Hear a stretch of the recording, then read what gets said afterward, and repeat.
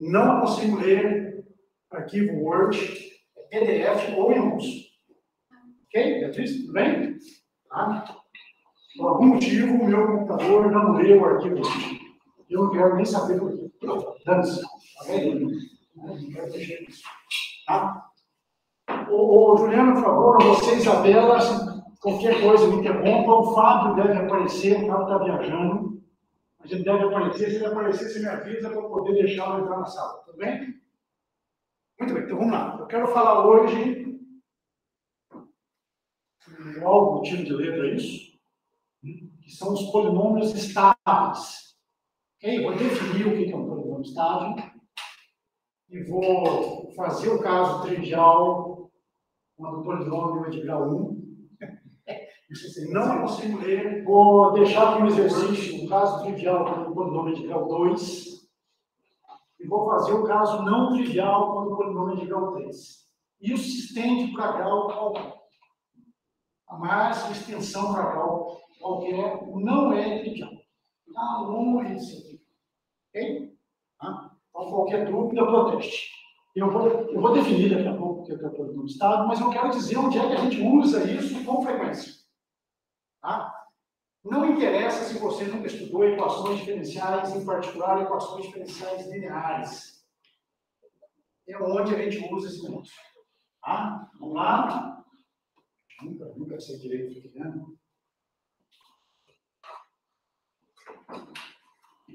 Tá? O que eu vou fazer aqui hoje pode ser encontrado no livro, vou fazer uma referência aqui, livro do Pontryagin, livro sobre equações diferenciais ordinárias.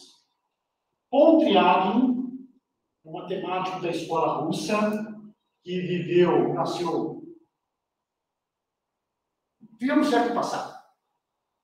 É especialista em topologia algébrica, teoria de controle, otimização e equações diferenciais. Pontryagin, ele ficou cego com 14 anos. Se tornou um matemático gigantesco, escreveu livros, etc. Ok?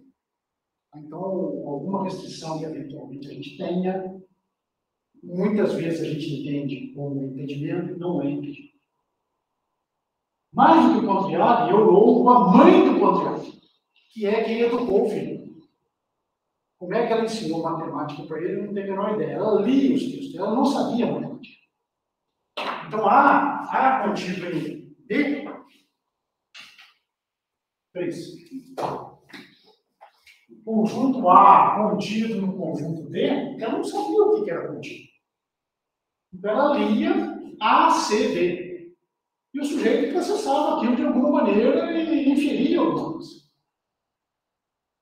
Eu não faço a menor ideia. Eu não teria, mesmo sabendo um pouco de matemática, eu não teria competência para ensinar uma pessoa, por exemplo, que tivesse deficiência visual.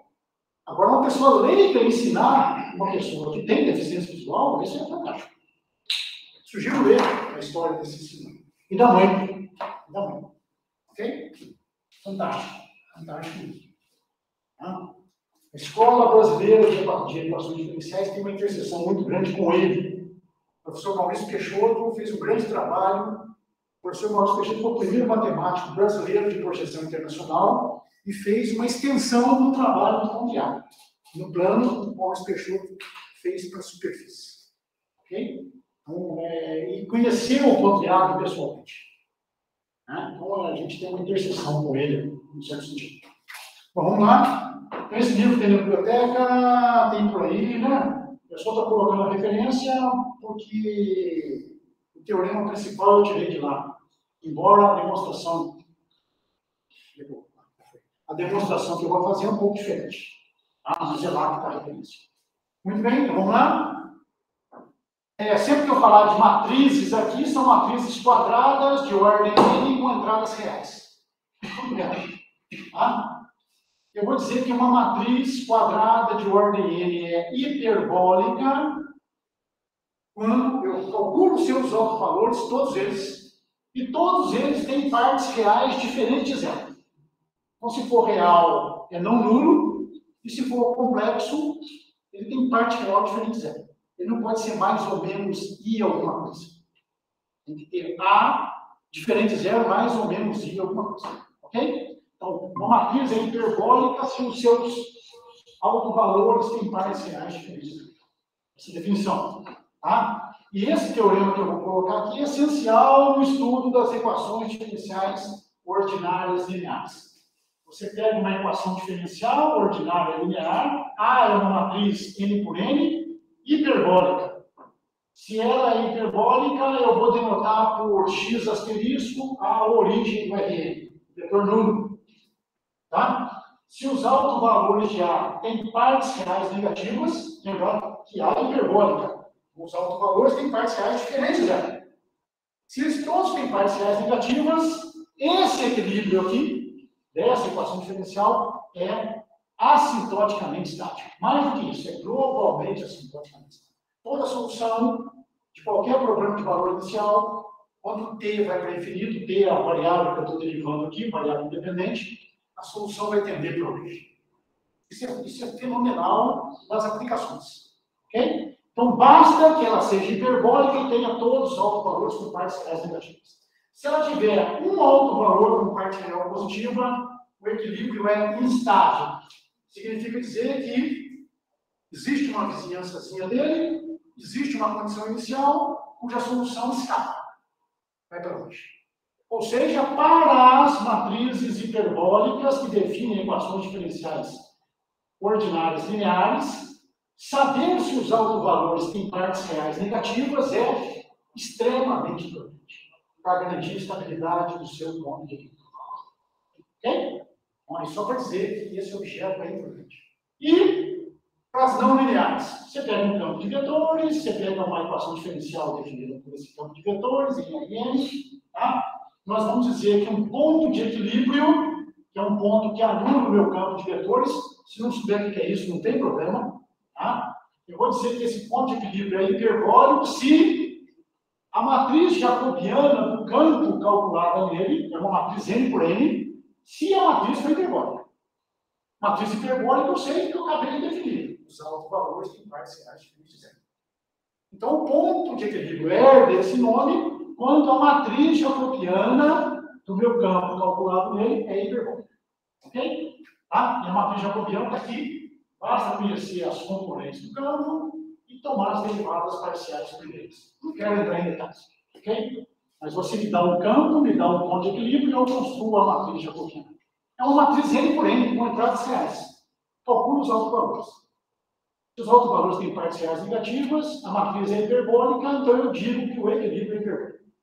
Tá? E tem o famoso teorema de Hartmann-Goldberg. É um baita teorema da análise não linear. Você considera uma equação diferencial e um campo de vetores, que define a equação diferencial. Você tem um ponto de equilíbrio que é hiperbólico, a matriz jacobiana é hiperbólica. Aí eu defino a matriz jacobiana como sendo A. E agora eu considero o sistema linear. Olha que coisa bacana. E o sistema não linear. Se o equilíbrio é hiperbólico, eu consigo uma vizinhançazinha dele, deixa a gente ver, uma vizinhançazinha W da origem, tal que essa equação diferencial restrita à vizinhança V e essa equação diferencial restrita à vizinhança W são topologicamente equivalentes. O que significa dizer isso? Qualitativamente, as soluções daqui se comportam como as soluções daqui. Mas aqui eu sei como se comporta. Então, eu sei como se comporta. Ou seja, estudar a equação linear me permite inferir alguma coisa sobre equações não lineares. Sob hipótese, obviamente. Ok? Em outras palavras, pessoal, se eu sei quando é que um equilíbrio é hiperbólico, eu conheço o comportamento com respeito à sua estabilidade simplesmente gratuitamente. Eu olho os autovalores da matriz jacobiana. Se todos os autovalores têm partes reais negativas, ele é um atratorzinho. Se algum autovalor tem parte real positiva, ele é instável. Tem soluções que escapam.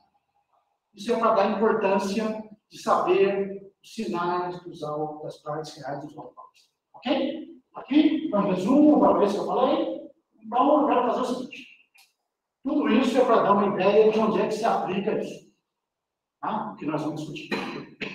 Então, uma vez que os autovalores de uma matriz quadrada são as raízes do seu polinômio característico, é de suma importância decidir quando as raízes de um polinômio com coeficientes reais têm partes reais negativas.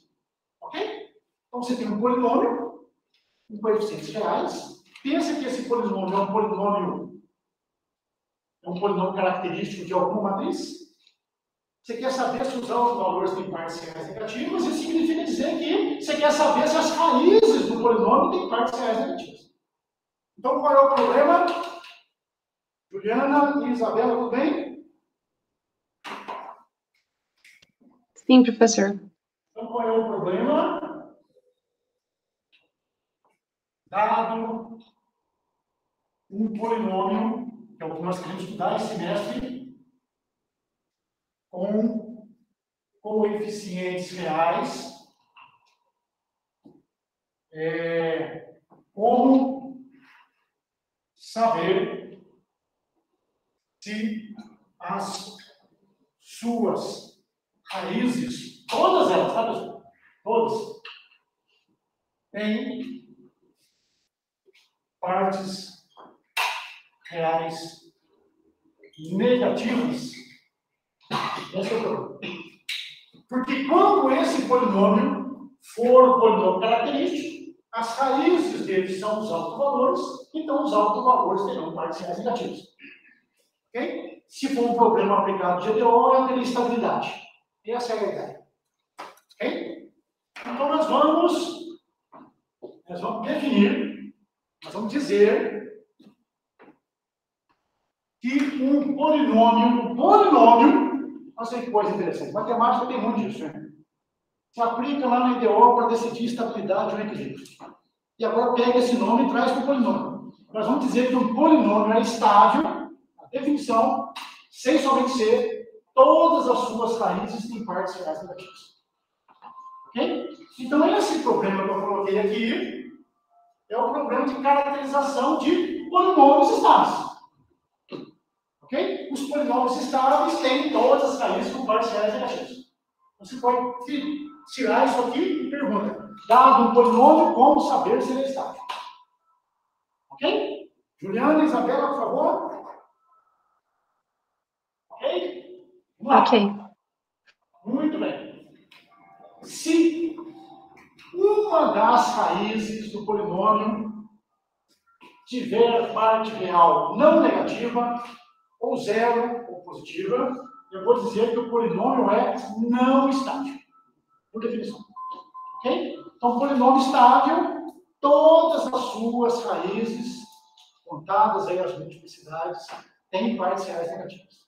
Se uma delas tiver parte real nula ou parte real positiva, quando for real, zero ou positivo, eu vou dizer que o polinômio é não estável. Ok?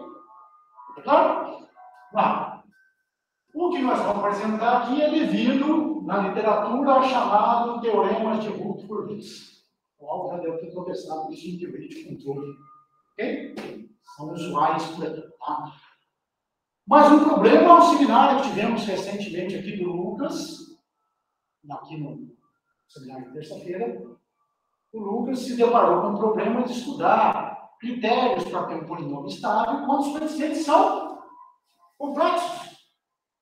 E não está pronto na literatura. Nós vamos estudar a parte real até grau 3. Mas eu informo para vocês que grau maior do que 3 com coeficientes reais está pronto. Tem um algoritmo para ser feito. Tá? Mas com coeficientes complexos não. Ok? Tudo bem, vamos lá. Algumas considerações iniciais. Aqui. Eu vou considerar, na minha aula hoje aqui, discussão com vocês, polinômios mônicos. Significa dizer que o coeficiente aqui do monômio de maior grau é 1. Tudo que eu fizer será para polinômios mônicos. E os outros coeficientes são números reais. Ok? Vai ficar como exercício adaptar um dos teoremas que nós veremos, no caso cúbico, quando o coeficiente aqui não é 1. Ele é um número real diferente de 0. Ok? É só adaptar os resultados. Não há perda de generalidade. Tá? Então aqui hoje é mônico. Tá? E eu vou assumir um teorema que vai ser objeto de estudo de uma das nossas aulas. E as raízes de um polinômio variam ou dependem continuamente dos seus coeficientes. Ok? Ou seja, dado um polinômio, ele vai ter as suas raízes. Se eu mexer um pouquinho nos coeficientes, as raízes mexem um pouquinho. Ok? Nós vamos matematizar isso. Isso é praticamente intuitivo, né? Porque as raízes são os zeros do polinômio, você pensa que as raízes são reais, só para ter uma ideia. Então, você olha o gráfico do polinômio, onde ele corta o eixo x, você mudou um pouquinho a função polinomial, vai variar um pouquinho onde ele corta o eixo x. Então, as raízes, a gente diz que as raízes variam continuamente com os coeficientes. Nós vamos assumir que isso é verdade. Isso é essencial para a gente. Numa aula para frente, a gente vai demonstrar que isso é verdade. Ok? Por hoje, a gente vai assumir. Juliana, Isabela, por favor. Tudo certo. Se tiver algum termo aí que não tiver legal, avisa, tá? Então, os polinômios são mônicos e as suas raízes variam continuamente com os coeficientes. Tá? Muito bem? E aqui é essencial. Essencial também. Desafio alguém demonstrar isso. Então, observação. Você pega o seu polinômio mônico, pelo de lambda igual a lambda elevado a n, mais, estou chamando de A1, lambda elevado a n menos 1, mais a n menos 1, lambda mais a n. Ok? Tá? A afirmação que eu faço, a gente aprendeu isso lá no colégio, no ensino médio, existe uma relação entre raízes e os coeficientes do polinômio. Antigamente se chamava equações, relações de Girard, ou qualquer outra coisa parecida. Tá? Esse último cara aqui satisfaz aquilo lá. Tá? Menos 1 elevado ao grau do polinômio vezes AN é o produto das raízes do polinômio.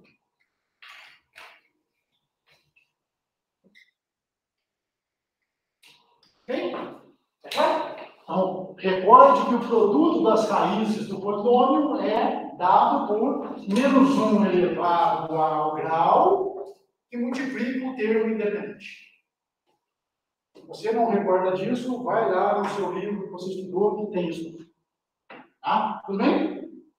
Nós vamos, em particular, nós vamos estar interessados para n igual a 3. No caso cúbico. Para n igual a 3 vai ficar menos 1 elevado ao cubo a n, que é menos a n, é o produto das raízes. Produto das 3 raízes. Juliana, tudo bem? Isabela?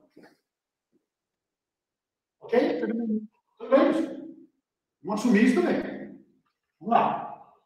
Vamos lá, vamos para frente. Bom, caso trivial 1, é trivial mesmo. É só o que eu vou fazer. Suponha que você tem um polinômio mônico de grau 1.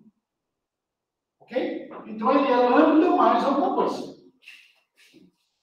Quando é que esse polinômio é estável? Quando é que ele tem todas as raízes, com partes reais negativas? Onde é que esse polinômio, onde é que ele se anula? Lambda igual a menos a. Então, o polinômio é estável se e somente se menos a é negativo. As raízes têm partes reais negativas. Portanto, o a é positivo. Polinômio estável se somente se o a é positivo. Que beleza. Okay? Então, caso trivial 1. Caso trivial 2, vai ficar como exercício. E é simplesmente trivial. Pega um polinômio mônico de grau 2. Lambda ao quadrado mais a lambda mais b. Ok? Quando é que as suas raízes têm partes reais negativas? Bom, eu acho as raízes. Tem uma formulinha para as raízes. Menos a mais ou menos raiz de a ao quadrado menos 4b. Ok? Se você fizer uma análise, quando é que as raízes são se reais negativas ou se complexas conjugadas com partes reais negativas, se somente se a e b são positivos. Se e somente se a e b são positivos. Então, recordando, caso trivial 1. Polinômio de grau 1, lambda mais A é estável, sem somente ser o A positivo. Estamos tentando achar uma indução nisso. Lambda ao quadrado mais A lambda mais B. Ele é estável, sem somente ser A e B são positivos. Ok? Isso vai ser um exercício da semana. É trivial, né? Trivial. Só olhar aqui o discriminante, olhar como é que vai se ficar com negativo, se for real, compartilhar o negativo, não tem nada. É trivial mesmo. Ok? 6 sobre 5. Supondo que eles são positivos, mostrar que as raízes têm partes reais negativas, e supondo que as raízes têm partes reais negativas, eles têm que ser positivos. Ok? Juliana, tudo bem? Isabela, tudo bem? Sim, tudo certo. Nós vamos assumir isso daqui para frente. De grau 1 e grau 2, sabemos quando é que um polinômio é estável. Os seus coeficientes têm que ser positivos. Lembrando que o polinômio, o coeficiente 1 também aqui conta, é positivo. Ok? Muito bem, então vamos lá. Eu quero agora dar uma condição a respeito da estabilidade dele. Se um polinômio mônico com coeficientes reais é estável, o que significa ser estável? Todas as raízes têm partes reais negativas. Se ele é estável, então todos os seus coeficientes são positivos. Ou seja, aquilo que a gente viu agora há pouco, no caso trivial 1 e 2, serem positivos é essencial, né? Só que no caso 1 e 2, é necessário e suficiente. Aqui é necessário. Se ele é estável, então os coeficientes são positivos. Se algum coeficiente, então, aqui é negativo ou zero, ele não é estável. Ok? Ter coeficientes positivos é uma condição necessária para ser estável. Nos dois casos triviais anteriores, também é suficiente. Para o que vem pela frente, não. Ok? Isso era fácil demais, né? Okay? Tudo bem? Como é que ele demonstra isso? Qual a ideia da prova? Eu quero mostrar, então, se ele é estável, todas as suas raízes têm partes reais negativas. Eu quero mostrar que os seus coeficientes são positivos. Então, o que eu faço? Eu vou usar também um outro resultado que nós vamos discutir lá no final. Que é conhecido como teorema fundamental da álgebra, ou uma versão do teorema fundamental da álgebra. Se eu conheço as raízes do meu polinômio, eu fatoro o meu polinômio de maneira muito simples. Cada raiz real dá direito a um fator linear, a um polinômio de grau 1, e cada raiz complexa conjugada me dá um polinômio quadrático. Ok? Eu simplesmente fatoro o algoritmo da divisão que a gente estava fazendo. Ok? Então aqui está explicado. Esboço da prova. Fatore o polinômio dado em fatores de grau 1 e 2. Os fatores de grau 1 estão associados com as raízes reais. Os fatores de grau 2 estão associados com as raízes complexas conjugadas. Ok? Não dá outro tipo de raiz. Então, você vai ter um produto de fatores de grau 1, contando as multiplicidades, e um produto de fatores de grau 2, contando com as multiplicidades. Ok? Então, eu consigo fatorar o polinômio dado com um produto de polinômio de grau 1 e polinômio de grau 2. Ora, mas observe o seguinte. As raízes do meu polinômio são exatamente as raízes desses fatores.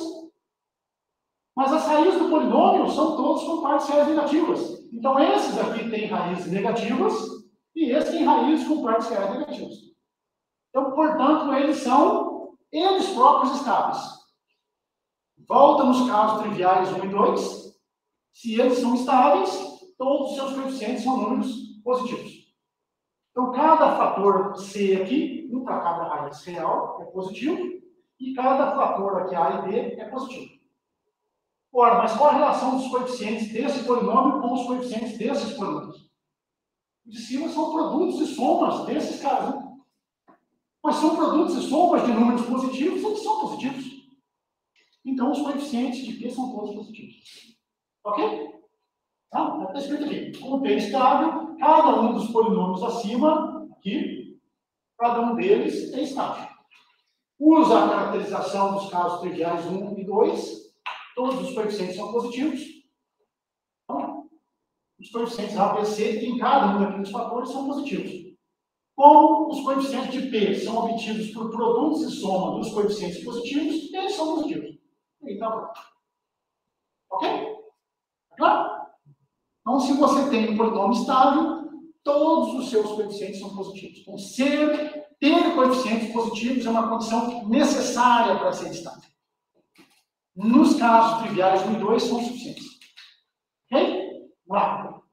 Eu vou enunciar e dar uma ideia da prova do principal resultado da nossa reunião hoje. É o teorema de Wood-Purvis. Considera um polinômio mônico cúbico. Ok? Como eu estou estudando a estabilidade dele, eu já vou admitir que ele tem coeficientes positivos. A gente acabou de ver que ter coeficientes positivos é a condição necessária. A pergunta é suficiente? Não. Não é suficiente. Ter coeficientes positivos, ele será estável sem somente ser, tem essa desigualdade. O produto de A com B é maior que C. A é positivo, B é positivo, faz o produto, C é positivo, compara. Se satisfaz essa desigualdade, as raízes têm parciais negativas. Se não satisfaz essa desigualdade, ou você tem raiz com parte real zero, ou você tem raiz com parte real positiva. Ok? Então, os casos triviais 1 e 2 são muito específicos. Não basta ter coeficientes positivos. Você tem que satisfazer essa desigualdade. Ok? Eu vou escrever isso aqui, porque eu quero demonstrar esse objeto, dar a ideia da prova. Então, P de lambda, lambda ao cubo mais A lambda ao quadrado mais B lambda mais C, com A, B, C positivos, que é necessário, ele é estável.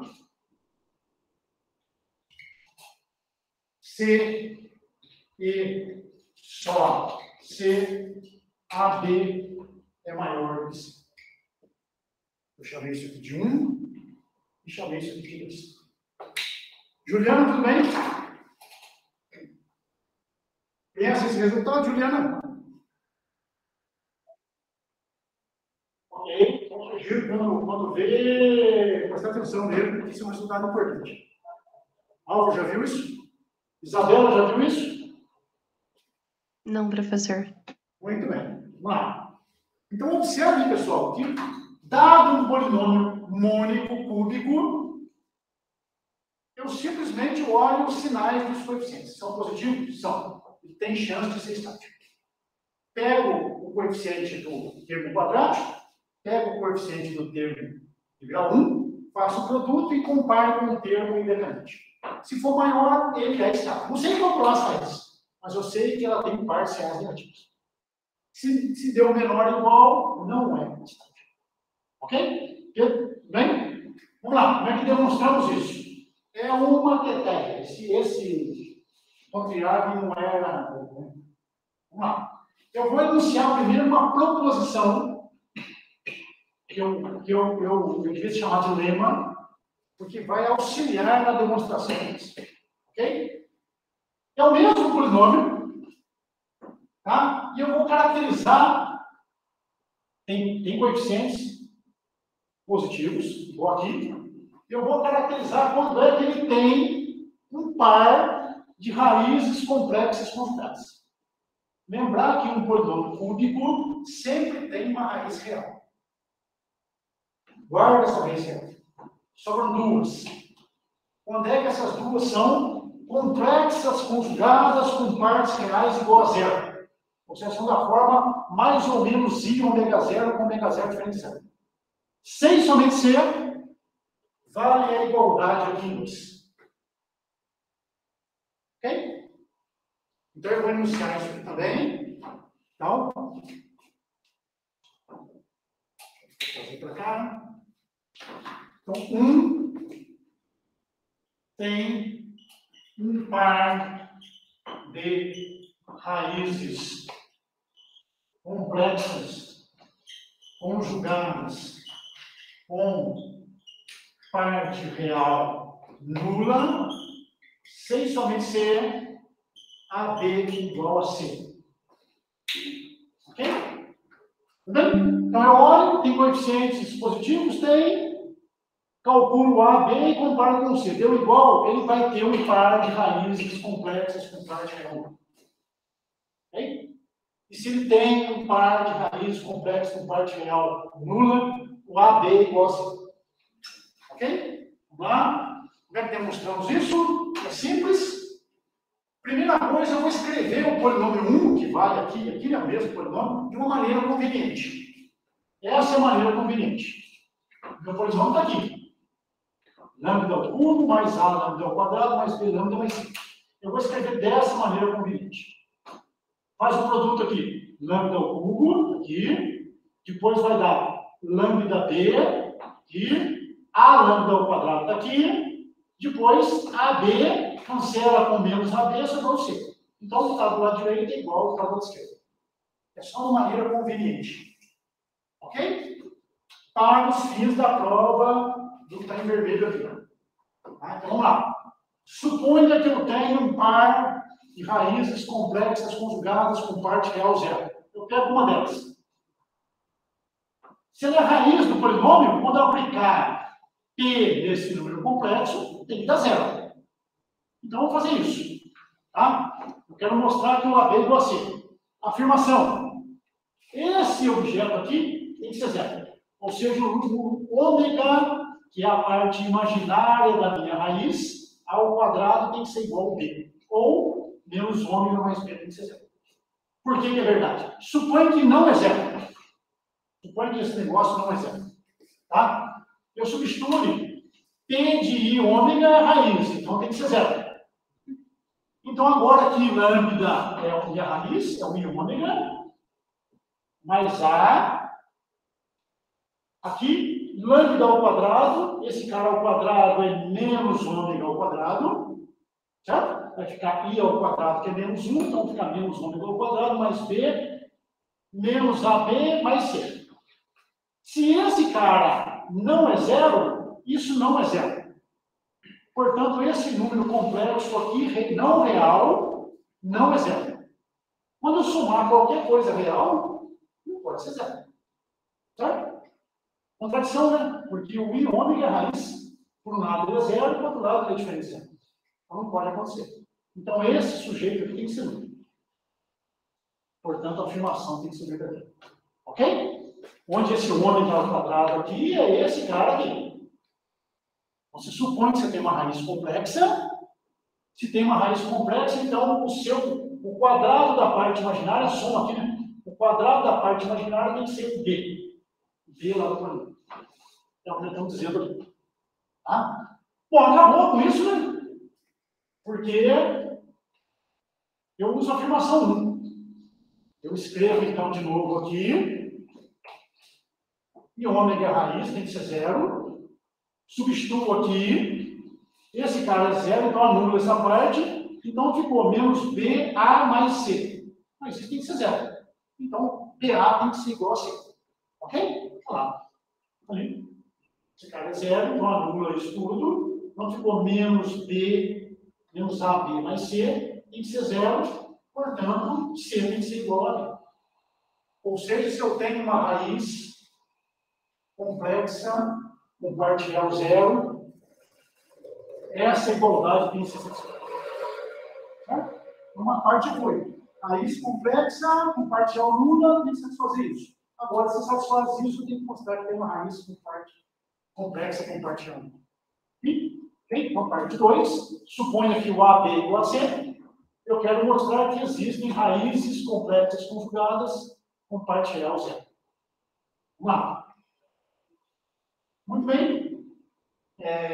Eu pego aquela escrita fatorada, ok?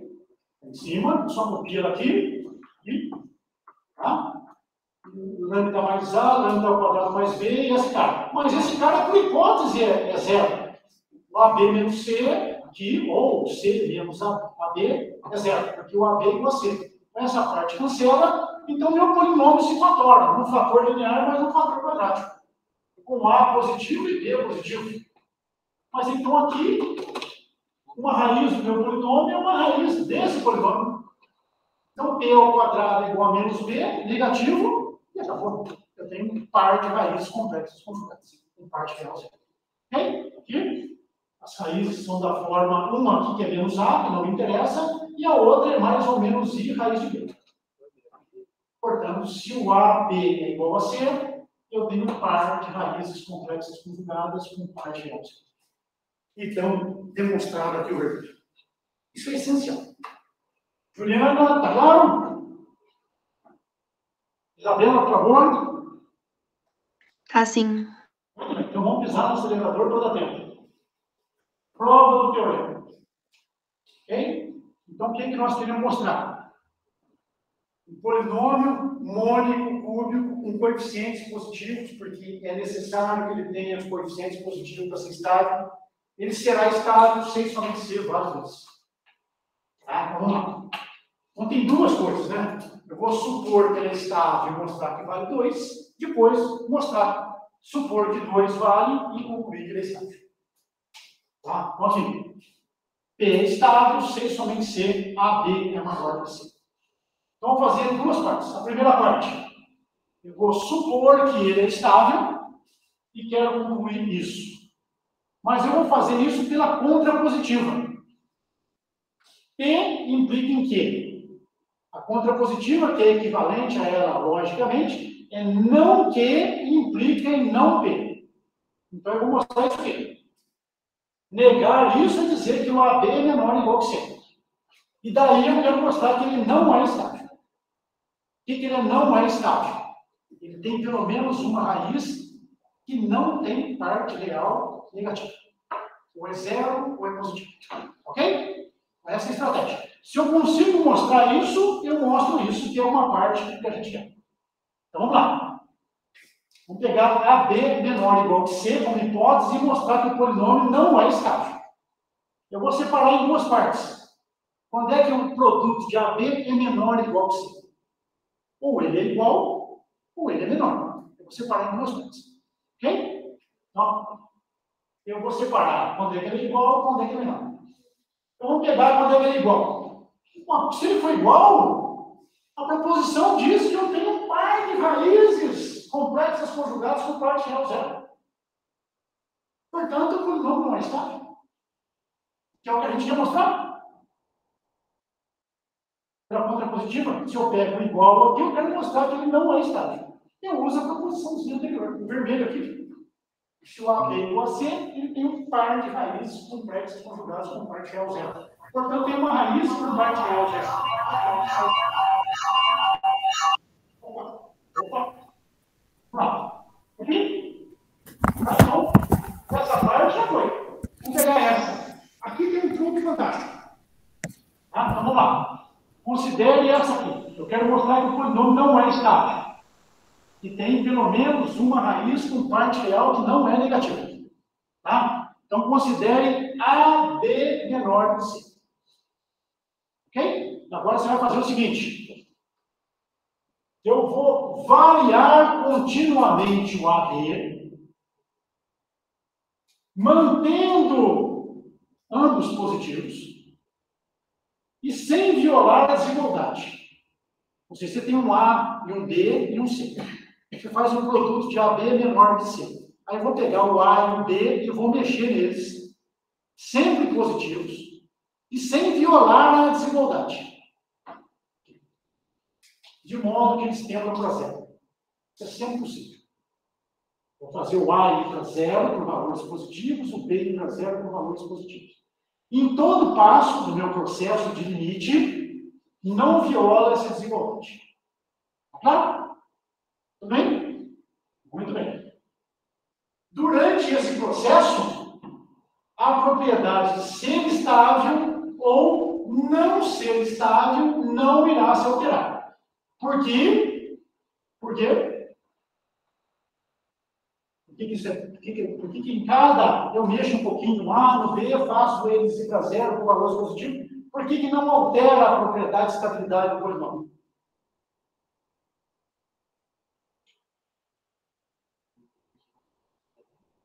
causa da desigualdade, né? Porque para eu atravessar, vou trazer para cá, para as moças poderem enxergar, eu estou aqui no plano complexo, as minhas raízes estão em algum lugar, ok? Suponha que as raízes sejam negativas. Então, todas sejam negativas. As três. Então, meu polinômio é estável. Quando eu faço essa brincadeira, para torná-lo não estável, eu tenho que ir em direção ao eixo aqui. Eu tenho que ir em direção ao eixo imaginário. Mas quando eu chego no eixo imaginário, eu vou ter que raiz com parcial zero. Então, o AB tem que ser igual a C. E eu não estou violando isso. Eu estou mantendo a desigualdade. Ok? Se os raízes forem negativas. Se elas forem positivas, a mesma coisa. Ok? Para poder violar, eu tenho que atravessar o eixo imaginário. Mas para atravessar o eixo imaginário, eu tenho que ter igualdade. Porque eu estou preservando a desigualdade. Ok? Então, eu posso fazer isso continuamente, mandar o A para zero e o B para zero, preservando a desigualdade, sem alterar a estabilidade do polinômio. Ok? Juliana, tudo bem? Isabela? Tudo bem. Tudo bem. Então, vamos fazer isso. Tá? No limite, quando eu mandei o A e o B para zero, sem violar aquela desigualdade por valores positivos, o meu polinômio ficou lambda ao cubo mais C. É lambda ao cubo mais A, lambda ao quadrado, mais B, lambda mais C. Mas se o A e B são iguais a zero, esse é o meu polinômio. Ok? Eu acho as raízes desse polinômio. Tá?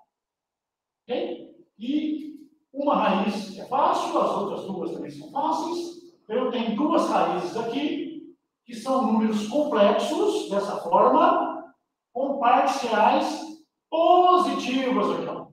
C é positivo, raiz cúbica de C é positivo, meio é positivo, então tem duas raízes aqui com parciais positivas.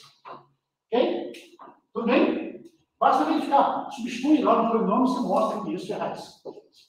Tá? Como as raízes dependem continuamente dos coeficientes, quando o A e o B são positivos, pequenos, as raízes variam um pouco. Então, segue o polinômio não é estático. Porque ele tem um par de raízes com parciais positivos. Ok? Uma propriedade ser estável, não ser estável, não é violada durante aquele processo, isso é suficiente para a gente concluir que o polinômio não é estável. Claro? Tá? Tudo bem? Nós fizemos um lema antes que disse que para trocar a estabilidade tem que cortar o eixo imaginário, tem que violar aquela desigualdade, tem que ter uma igualdade. Eu não estou violando a desigualdade. No limite, o polinômio tem raízes com parciais positivas. Então, durante todo o processo, ele tem raízes com parciais positivas. Porque as raízes variam continuamente com os coeficientes. Então, o polinômio não pode ser estático. Olha que coisa interessante, hein? Eu vou lá na frente, tiro a conclusão sobre as raízes do polinômio e depois volto e infiro alguma coisa sobre as raízes do polinômio original. Fantástico. Ok? Então, demonstramos os dois casos. O caso que é igual, é trivial da proposição anterior, e o caso onde o produto AB é menor que C, é essa análise que nós fizemos. Então, o que nós mostramos é a contrapositiva. Se A vezes B é menor ou igual que C, então o polinômio não é estável. E isso é equivalente a dizer que se P é estável, então AB é menor que C. Uma parte do teorema está demonstrando. Lembrando que o teorema é senso-assim. Nós mostramos que se ele é estável, então vale a desigualdade. Agora, ao contrário. Se vale a desigualdade, eu quero mostrar que ele é estável. Ok? Cuidado, hein, pessoal? Cuidado. Estávamos aqui. Parte 2. É a parte final. Se vale a desigualdade, A vezes B é maior que C, eu quero concluir que o polinômio é estável. Todas as suas raízes têm parciais negativas. Ok? Vamos fazer isso. Tá? Nós vamos variar continuamente C. A e B são positivos, maior do que C, que é positivo. Então, eu vou variar continuamente o C, indo para zero por valores positivos, sem violar a desigualdade. Muito parecido com o caso anterior. Isso é possível. Ok? Durante todo o processo, ser estável ou não ser estável, não irá se alterar. Ok? Porque eu não violo a desigualdade. Tá? Para trocar de estável para não estável, eu tenho que passar pelo eixo imaginário, onde vale a igualdade. Nós mostramos na produção. Como não violaremos isso, ele se mantém não estável durante todo o processo ou estável durante todo o processo. Ok? No limite, quando C é zero, o meu polinômio se fatora por lambda ao quadrado mais a lambda mais b. Ok? O termo independente é zero, então lambda igual a zero é uma raiz. Aqui. Ok? Muito bem. Então ele tem uma raiz nula, e as outras raízes são as raízes desse polinômio quadrático. Ora, quais são os coeficientes? 1, A e B. A e B são positivos. Então, esse polinômiozinho aqui quadrático é estável. No caso trivial, 2. O polinômio quadrático é estável sem somente seus coeficientes são positivos. Os seus coeficientes são positivos. Então, ele é estável. Ele é estável. Ora, mas se ele é estável, as suas raízes têm partes reais negativas. Então, as duas raízes aqui, eu não sei quem são, mas ela tem partes reais negativas. E a outra é zero. Ok? Tudo bem? Vamos lá. O que acontece quando C deixa de ser zero e vira positivo pequeno? Próximo de zero. As raízes mantêm, elas dependem continuamente dos coeficientes. Ok? Então, aqui vai mudar um pouquinho. As raízes. Tá? No polinômio geral. E a outra raiz, tá? Ela vai variar um pouquinho. Onde é que está escrito aqui? Tá? Aqui. Quando C é maior que zero pequeno, próximo de zero, essas duas raízes aqui, com partes reais negativas, não irão variar muito. De modo que o seu produto será positivo. Ok? Porque as raízes têm partes reais negativas, o produto delas é positivo.